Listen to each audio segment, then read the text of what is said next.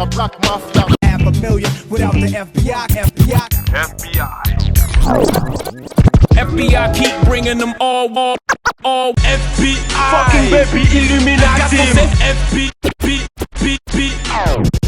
DEA and the FBI. Fucking baby. Spectre c'est ça. Yes Massive, c'est Spectre qui est FBB pour FBI Fucking Baby International, le tour du monde. Aller-retour, déjà gros big up pour l'épisode précédent sur Damso. Aujourd'hui, on va parler de Damso, mais sur Bobin et la loyauté dans le rap game. On approche les 40 000 vues en une semaine, donc ça fait super plaisir. Aujourd'hui, on va parler de quelqu'un dont on a déjà parlé du coup dans l'épisode précédent, Damso, qui a sorti son album très récemment, QALF ou Calf. Je préfère dire QALF, Calf c'est bizarre. Mais QALF, j'ai envie d'en parler pour parler des retours mitigés qu'il a eu au moment de sa sortie et aussi de toute la notion de liberté artistique. Donc on va en parler tout de suite dans FBI. Fucking baby. Spectre c'est ça. Avant de commencer, je vous rappelle que vous pouvez check la playlist inutile dans les commentaires. Je mets un lien avec pas mal de nouveautés antillaises. Il y a du drill qui est sorti, il y a des brand new sympas qui sont sortis, du Meryl, du Mercenaire, du Josie, du Kima. Je vous mets tout ça dans les commentaires. N'hésitez pas à aller check ça. Du coup, comme je vous disais, on va parler de Damso et de son album QALF et de la liberté artistique, surtout dans le monde urbain. On peut en parler dans la pop et dans les autres genres musicaux, mais bon, comme dit le prophète, le rap c'est mon domaine, moi les dents longues, les poils hérissés, c'est comme un Doberman, donc on va en parler dans le rap. Et Damso, je trouve que c'est quelqu'un qui illustre très bien cette notion. Alors, je vous précise, il y a un concert de Damso sur les côtés. Si la pub se lance à un moment, faites pas attention, c'est YouTube, le capitalisme, vous connaissez. Bref.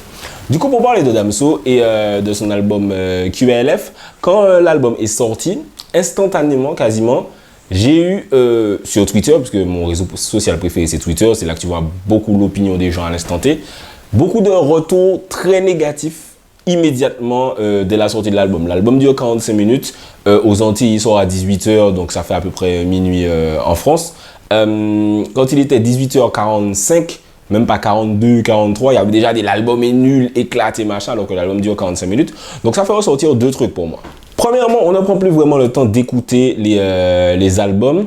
Un album, on l'écoute à moitié et 20 minutes après, tout de suite on dit c'est bien ou c'est le meilleur album de tous les temps, c'est le plus gros classique instantané, ou bien c'est nul. Donc J. Cole avait fait un tweet dessus, J. Cole qui est l'artiste, le rappeur américain pour ceux qui ne savent pas, il avait dit your run listen reviews fucking up hip hop, c'est-à-dire en gros vos critiques d'albums ou bien vos chroniques d'albums en une seule écoute gâchent le hip hop.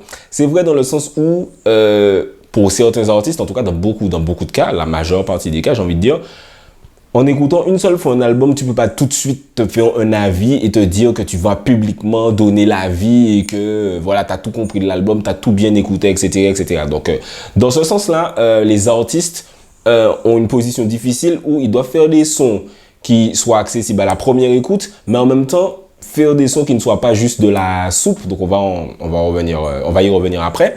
Et le deuxième truc sur lequel j'ai basé cette vidéo du coup, c'est la liberté artistique, la liberté de prendre des risques artistiques chez les rappeurs. En effet, pour moi, la liberté artistique chez les rappeurs en France est très limitée. Alors déjà, je vais essayer de donner ma vision de la liberté artistique. Un artiste pour moi avec un grand A, c'est important que sa vision se ressente dans les productions artistiques qu'il nous propose. C'est-à-dire que, bien sûr, on va respecter les artistes qui suivent la tendance, etc., etc. Il y en a qui le font très bien.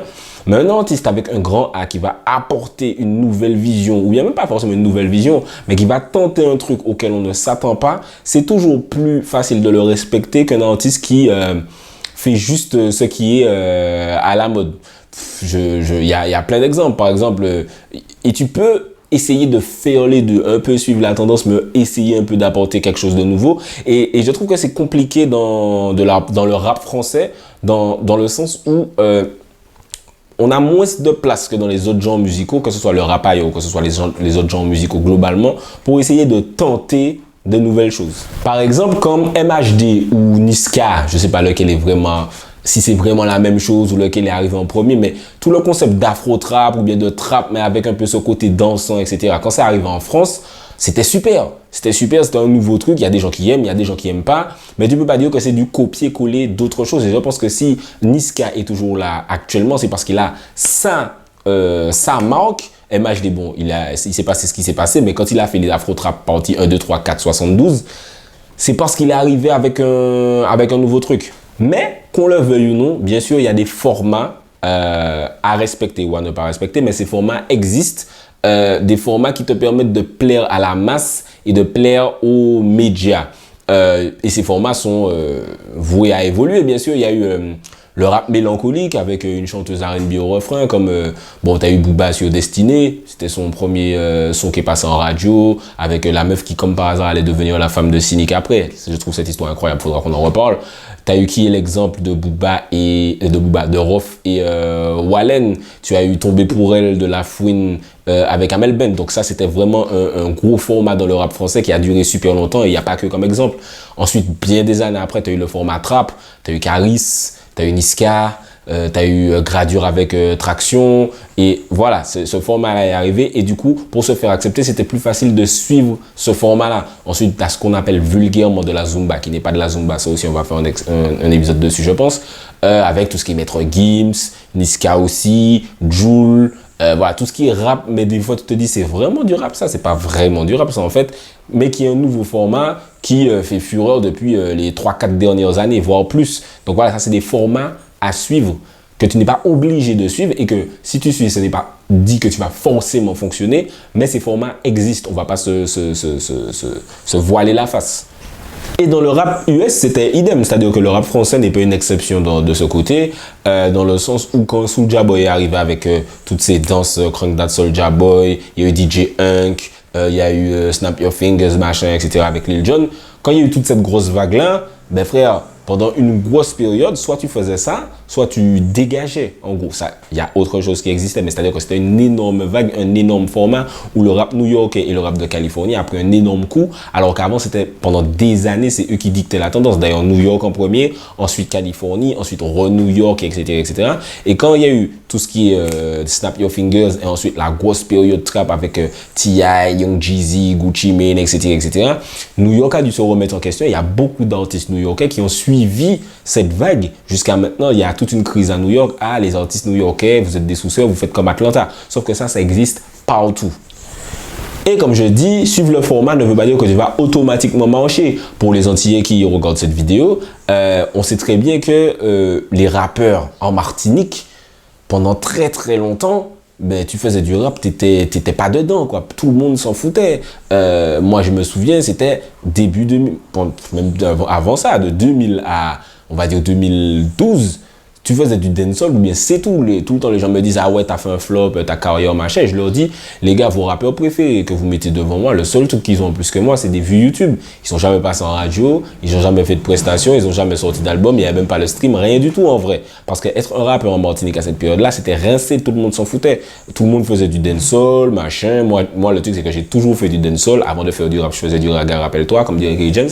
Mais, ouais, après le dancehall a coulé, a commencé à couler tout doucement. Et là maintenant, qui est-ce qui est devant? C'est Titoff, c'est Meryl, c'est Mata en Guadeloupe. Donc voilà, on sait que le format a évolué et les chanteurs de dancehall ont commencé à faire du trap et il y a eu toute une polémique sur ça, etc. Donc voilà, en France comme en Amérique, comme aux Antilles, le format existe et peut brider la liberté artistique parce qu'il conditionne le public. Non seulement l'artiste formate sa musique, mais quand beaucoup d'artistes formatent leur musique et les médias suivent ce format, le public lui aussi devient formaté et ça laisse moins de place à l'artiste ensuite qui veut exprimer sa liberté artistique, son identité artistique, ses envies artistiques.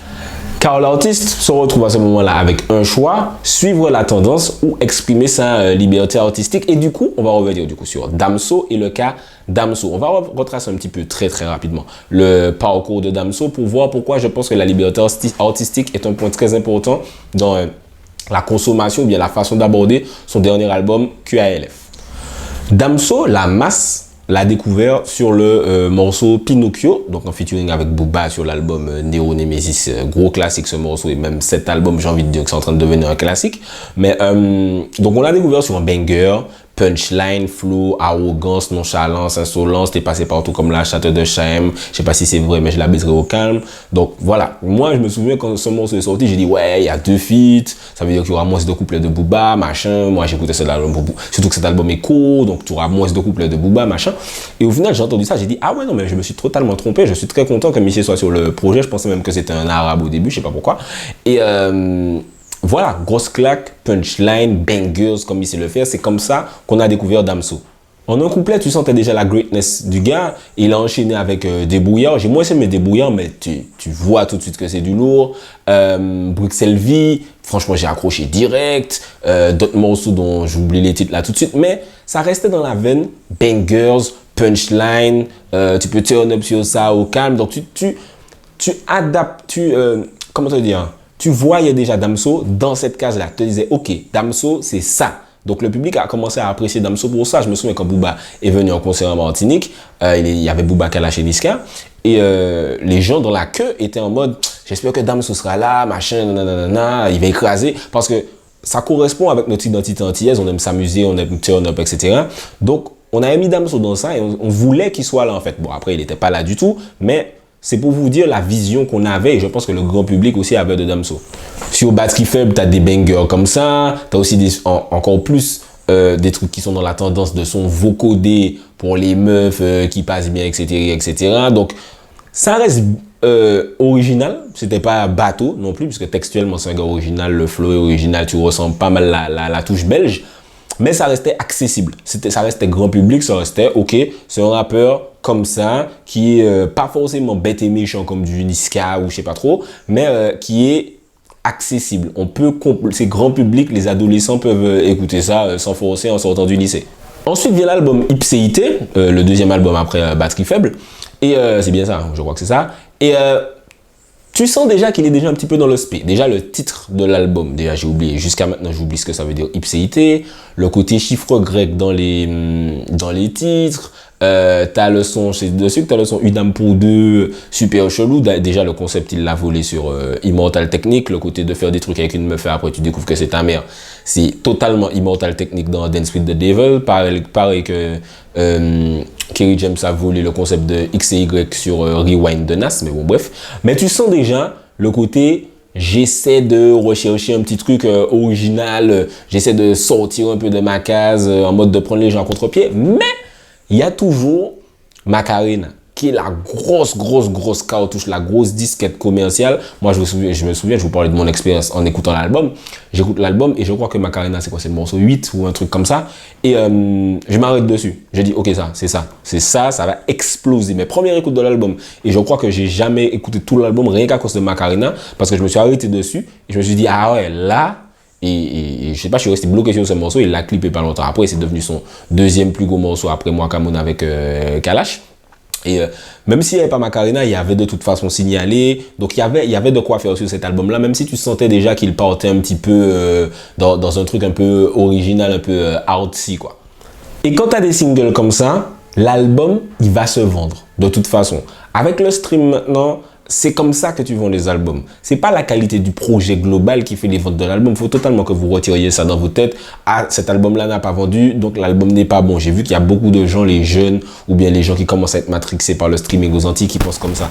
Sauf que c'est pas comme ça qu'un album se vend. Un album se vend parce qu'il y a des gros sons qui sont énormément streamés dessus. S'il y a plusieurs gros sons, bien sûr, ça aide. Mais si tu as des gros tubes sur ton album ou si tu as un gros tube sur ton album il peut être disque d'or, de platine, de diamant très rapidement. Et c'est comme ça que Damso a fait un très gros chiffre, bien sûr, avec son buzz 9.2i, la grosse aide de Booba, je le répète. Il y avait tout un truc autour de lui, mais avec Macarena, c'était terminé. Cet album-là, il s'est vendu très facilement. Je sais même plus, il doit être triple disque de platine ou une connerie comme ça actuellement. Parce que du coup, même ceux qui n'aiment pas l'album ou ceux qui n'ont pas forcément trop écouté considèrent que c'est un bon album parce que forcément, t'es disque de platine ou triple disque de platine, forcément, c'est un bon album. Arrive la suite, Lithopédion, et c'est là que ça se gâte. C'est là qu'il y a la distance avec Booba qui s'opère. Booba pose une question qui, en vrai, en tant que chef de label, est logique. Où est le single? Donc, il a mis ça dans sa story Instagram. Et sur cette question de où est le single, je suis même pas vraiment totalement d'accord. Parce que, donc Silence, ça aurait pu être un single, mais forcément il est trop court. Il n'y a pas vraiment de refrain, etc. Mais Perplexe, ça aurait pu être un single, c'est Perplexe, je crois. Oh baby, dis-moi ce que j'ai fait. Ça aurait très bien pu être un single, facilement ça. Mais il y a ce côté, je fais pas de clip, je fais pas de promo, je suis mystérieux, etc., etc. Qui fonctionne aux States et qui fonctionne aussi pour Damso en vrai. Des artistes comme The Weeknd font ça, Damso fait ça, ça fonctionne très bien. Party Next Door, ça fonctionne moins bien. Mais bon, voilà, ça reste un nom qu'on connaît aux States. Mais Booba se dit, c'est du gars, forcément, je suppose, hein, en tant que chef de label, et puis il y a forcément des trucs en interne entre eux aussi, puis il n'aime pas sa manageuse, machin, bref. Pourquoi c'est pas toi qui as choisi sa manageuse? Bref. En mode, poto, tu as un potentiel de fou pour me faire des triples disques de diamant, et toi tu joues le mystérieux, ça me gonfle en fait. Ça me gonfle parce que, ok, je vais gagner de l'argent sur toi, mais j'aurais pu gagner encore plus. Donc, Lithopédion, ça se gâte encore plus dans le côté original artsy, dans le sens où, déjà rien que le titre de l'album, ce mot-là, je l'ai entendu une seule fois, c'est Despo, ce qu'il avait prononcé, donc vous voyez un peu le délire. J'aurais aimé vivre et mourir dans le ventre de ma mère comme un lithopédion. Je demande un permis de construire au Père Lachaise, vu que les vivants me font chier. L'album, même s'il y a Perplexe qui aurait pu être un single, mais l'album, il est j'aime beaucoup cet album. Hein. C'est l'album de Damso que j'écoute le plus. Mais compliqué à comprendre pour les moins de 19 ans, tu vois. En mode, ils vont écouter Julien, attends, il parle d'un pédophile, là. Qu'est-ce que ce son-là veut dire des sons comme Papa a dit, mais joue Festival de rêve, ou je sais pas. Il y a des sons très compliqués dans la structure, dans les textes, dans la thématique. Tu ne comprends pas forcément immédiatement où ils vont venir. Mais c'est ce qui est intéressant avec cet album-là. Un morceau comme Baltringue, par exemple, c'est un morceau que j'aime beaucoup. La vie que tu as choisie n'est peut-être pas la bonne. J'aime beaucoup ce son-là. Baltringue, j'étais triste qu'il ne l'ait pas clippé. Bref. Mais c'est un bon album. C'est un bon album, mais compliqué à comprendre pour la masse parce qu'il y a beaucoup de risques artistiques. Et tu sens qu'à ce moment-là, selon moi, il veut imposer Damso, son identité artistique. Il a évoqué Damso, c'est ça. Je fais pas que des bangers bêtes. Il y en a, hein. L'intro, je crois que c'est dessus qu'il y a Noob Saibot ou Smog, je sais plus exactement. Parce que ce sont deux personnages de Mortal Kombat pour ceux qui ne savent pas. Donc je sais qu'il a un Noob Saibot et un Smog, mais je ne sais pas lequel est où. Et voilà. Il veut montrer que oui, je sais faire des bangers, oui, je sais faire des sons d'amour, mais je veux aussi faire des trucs inédits ou bien inexplicables. Tu vois, inviter Angèle sur mon introduction et lui donner deux phrases qu'on ne comprend même pas en vrai. Tu vois, c'est-à-dire que j'ai pris beaucoup de temps pour comprendre ce qu'elle disait. Ta vérité n'est pas la mienne. J'avais pas compris ce qu'elle disait. J'entendais dam de dim de dam de dam de dim. Bref. Mais en tout cas, voilà, Lithopédion, c'est un album plus compliqué comparé aux deux précédents où il n'y a pas vraiment de single qui s'est détaché sur Lithopédion. Après, ça peut s'expliquer avec la rupture avec Booba, mais en vrai, t'as pas un Macarena sur Lithopédion, t'as pas un Signalé sur Lithopédion. Là, Niska sur Monsieur Sale ou Commando, je sais plus exactement lequel. Le gars va te faire un album, s'il faut te faire 15 Zumba, alors 7 Zumba et 7 bangers pour être sûr d'avoir un hit, il va te les faire. Booba, il va te faire 3 salles, 3 Zumba conscientes. Enfin, il va te faire ce qui va marcher. Et il n'est pas en mode je veux montrer mon identité artistique. Le gars, Booba, tu sens que là, il est en chiffres. Il est en stream, il est en disque de platine, il est en certification. C'est ce qu'il regarde. Tu vois que Booba, c'est ce genre de personne. Et c'est pour ça que ça ne fonctionne pas avec Damso ou Damso, ben, il s'en bat les couilles. En tout cas, il agit comme s'il s'en battait les couilles. Ce qui va se confirmer avec l'album QALF dont on va parler maintenant. Comme il le dit dans les quelques interviews qu'il a pu faire après la sortie de l'album, je ne regarde pas toutes les interviews de Damso parce que je ne vais pas mentir, ça me donne un petit peu envie de dormir parce qu'il est tellement posé, il veut tellement dire sans dire que j'aime beaucoup, comme je répète, j'aime beaucoup cet artiste-là, sa façon de penser est intéressante, mais ses interviews ne sont pas super fascinantes, tu vois, pour moi, mon opinion. Et il dit clairement, frère, cet album-là, qui aime like ou follow, si tu aimes, t'écoutes. Si t'aimes pas, descends du train, n'écoute pas. Tu vois, tu sens clairement, en tout, dans l'écoute de l'album et dans ce qu'il dit, tu sens clairement qu'il est en mode, hé frère, je fais ce que j'ai envie de faire. Il te dit, j'ai été chercher des kits de batterie, des vrais instruments indiens pour machin. Et t'es en mode, wow, les rappeurs ne font pas ça. Les rappeurs US ne font pas ça. Les rappeurs US, c'est ok, on va aller voir Metro Boomin, on va aller voir DJ Mustard, on va aller voir ceux qui font les hits. on va mettre 2-3 bangers et on va essayer de faire ça marcher, passer en radio. Et Damso, il te dit clairement dans une interview, j'ai oublié laquelle, désolé, où il dit, s'il avait fallu mettre le single facile pour que ça passe toute la journée en radio, je l'aurais fait en vrai. Je l'aurais fait et il ne l'a pas fait parce qu'il n'a pas envie de le faire. Ça se voit que le gars n'a pas envie de le faire. Il a envie de montrer, Damso, c'est ça. Je suis un gars original, j'ai des pensées originales, je suis sur des instruments originaux. Des fois, tu écoutes les sons de Damso et tu te dis, mais où est-ce qu'il veut en venir? Où est-ce que le son va? Où est le refrain? Où est la structure? Où tu es perdu? Mais je pense que c'est fait exprès. Il n'y a pas de Macarena, il n'y a pas de Signalé, il n'y a pas de Mwakamoun, il n'y a pas de ce genre de son sur cet album. Après, il y a quand même Bruxelles Zoo avec Hamza qui peut quand même faire un single. T'as 911, son Love tranquille qui peut faire un single. Mais il n'y a pas, voilà, t'as pas Macarena, t'as pas un truc évident. Il y a un son avec Fally Ipupa, mais même ça, je crois que ça peut. Tu vois, même si c'est single, c'est pas single estampillé, c'est parti, on y va. Je pense que le gars il a simplement pas eu envie de faire ça. Et il y a beaucoup de gens dans mes DM Instagram, le jour même de l'album, hein, où c'est sorti. Qu'est-ce que tu penses de l'album? Sur Twitter, parle de l'album, qu'est-ce que tu penses? Et j'ai envie de dire aux gens, c'est pas ce genre d'album-là, en fait. C'est pas le genre d'album où vous pouvez venir me demander 30 minutes après la sortie, qu'est-ce que tu penses de l'album? L'album, je l'ai écouté une fois, j'ai pas encore eu le temps de décanter pour le réécouter, en fait.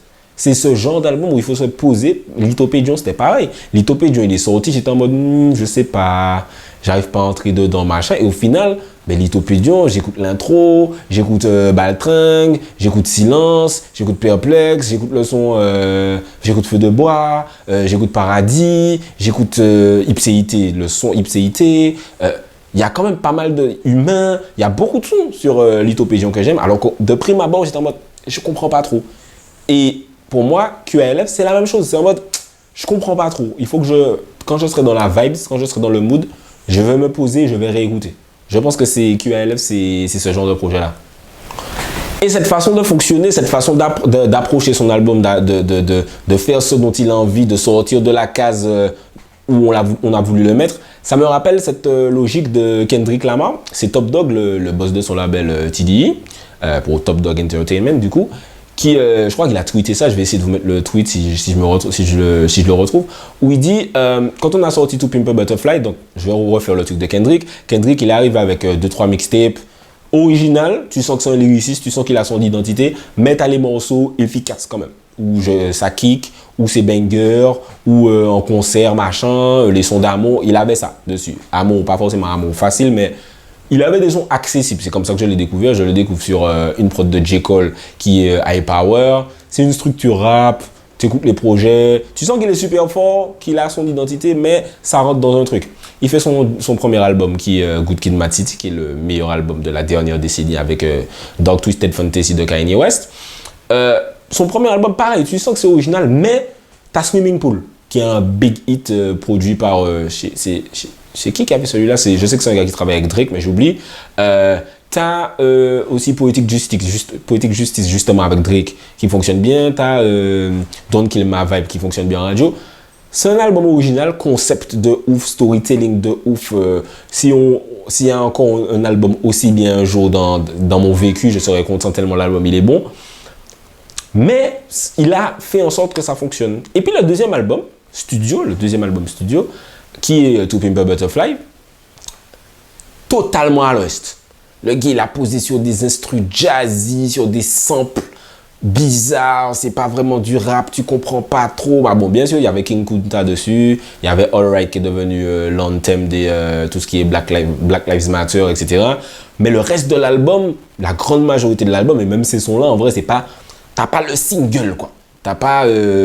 ok, ça va passer sur Hot 97 et sur Trace toute la journée. Et c'était risqué. Parce que frère, ça peut détruire ta carrière, ton deuxième album. Faire un flop, c'est risqué. Là où tu es censé être le concurrent de Drake, le concurrent conscient face au commercial de Drake, c'est compliqué. Même si, bon, c'est plus compliqué que ça parce que les gens ont vraiment une vision de Drake, de gens qui n'écoutent pas les albums de Drake. Mais pour le grand public, c'est ça. Et Top Dog et Kendrick ont fait le choix de se dire... Comme Jay-Z leur a dit, et je ne sais pas si je l'ai dit, mais je le répète, Jay-Z leur a dit, ne les laisse pas te mettre dans une boîte maintenant. Fais totalement un truc de ouf maintenant, comme ça ils ne pourront jamais te mettre dans une boîte. Et c'est super intelligent parce que du coup, Kendrick a fait ça. Et maintenant, Kendrick, il fait ce qu'il veut. Kendrick peut aller poser un son avec Defo Santana, un son avec Rich the Kid, et tout va fonctionner parce qu'il est fort et parce qu'on a accepté que il va faire ce qu'il veut, en vrai de vrai. Et Booba, même s'il suit beaucoup la tendance, c'est aussi un peu ce genre de gars-là. Quand Booba a annoncé Scarface, je ne vais jamais oublier ça, il a annoncé Scarface. J'ai vu ce titre-là, je me suis dit, ça va être un banger, il va faire du sale, vous n'êtes pas prêts, bababababa. Le son est sorti, j'ai entendu le vocodeur, j'ai entendu le son, j'étais outré. Au final, c'est le plus gros tube de Booba, l'un des plus gros tubes avec DKR, il peut-être validé, ouais, il en a d'autres quand même, mais c'est l'un des plus gros tubes de Booba.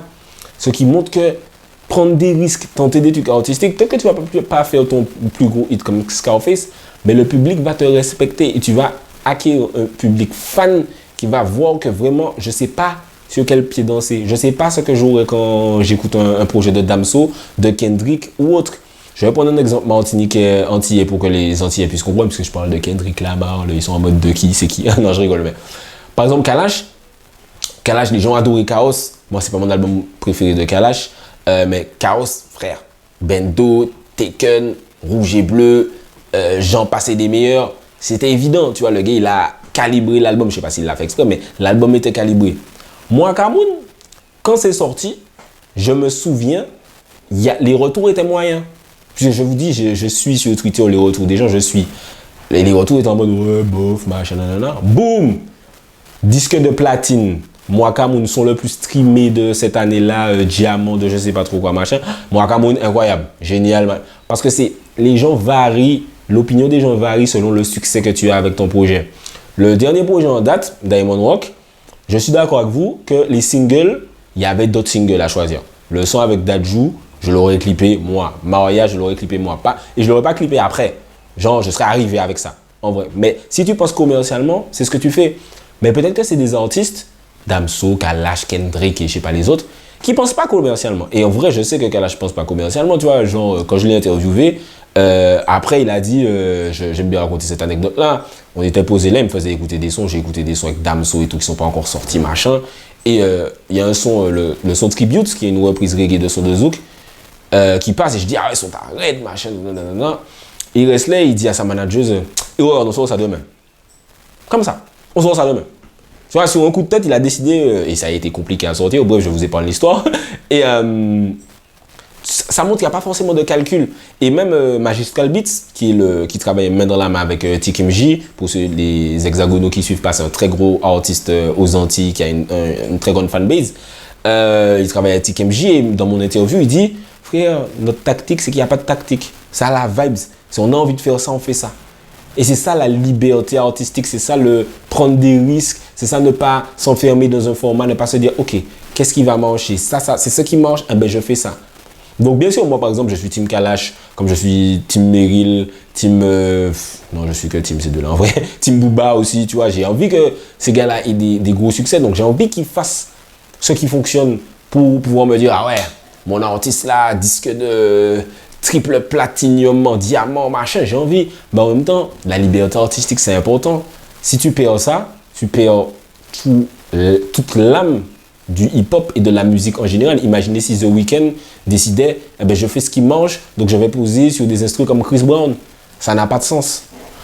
Donc voilà, tu auras toujours les deux styles d'artistes. Tu auras l'artiste qui va suivre la tendance. Par exemple, moi, Nino, c'est un artiste que j'aime pas spécialement.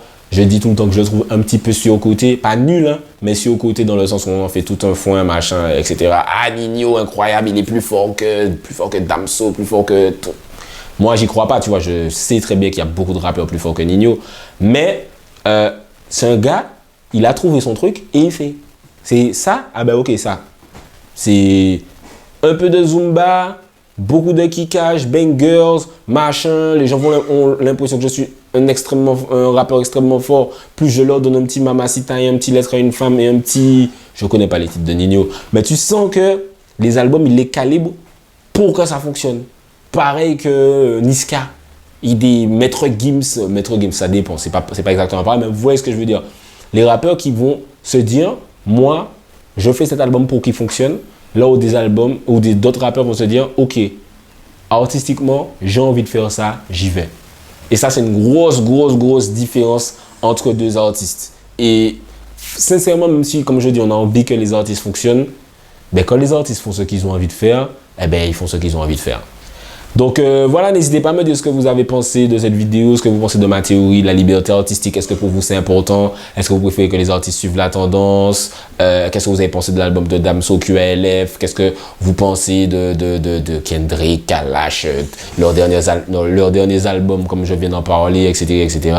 Dites-moi tout dans les commentaires, suivez-moi sur les réseaux sociaux, on continue le débat dessus. Il y a pas mal d'entre vous qui m'ont check en DM sur Twitter, sur Instagram, des nouveaux qui viennent plus de l'Hexagone, etc. Ça fait super plaisir parce que j'ai surtout un public entier pour le moment, mais vu que j'ai décidé de parler, d'ouvrir un peu les thématiques, donc il y a des gens d'ailleurs qui arrivent et vous êtes les super bienvenus. N'hésitez pas à vous abonner aussi à la chaîne YouTube, à vous abonner sur les réseaux sociaux, etc., à faire tourner les vidéos, parlez-en à votre tati, à votre... Non, je rigole.